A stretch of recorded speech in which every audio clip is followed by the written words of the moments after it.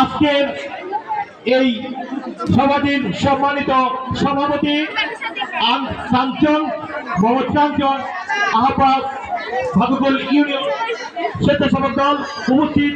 আজকে শ্রীনগর উপজেলা স্বেচ্ছাসেবক দলের সংগ্রামী সদস্য সচিব জনাব এমদাদুল ইসলাম রাজি। আজকের এই আলোচনা সভা নয়, এটি একটি দোয়া সভা।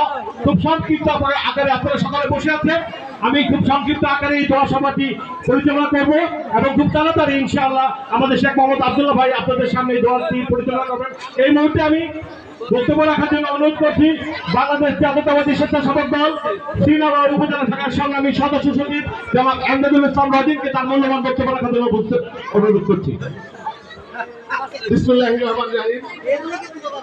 আজ ভাগ্যকুল ইউনিয়ন স্বেচ্ছাসেবক দল আয়োজিত দেশনেত্রী মরহুমা বেগম খালেদা জিয়ার যে দোয়ার আয়োজন করেছেন, এই অনুষ্ঠানের প্রধান অতিথি মুন্সিগঞ্জ 1 আসনের মাটি ও মানুষের নেতা বিএনপির মনোনীত প্রার্থী শেখ মোহাম্মদ আব্দুল্লাহ ভাই আমাদের মাঝে উপস্থিত আছেন। শ্রীনগর উপজেলা বিএনপির সংগ্রামী সভাপতি শহীদুল ইসলাম শহীদ ভাই আমাদের মাঝে উপস্থিত আছেন।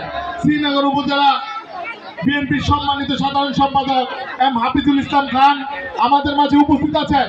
ভাগ্যকুল ইউনিয়ন বিএনপির সম্মানিত সভাপতি রফিকুল আমিন খান আমাদের মাঝে উপস্থিত আছেন।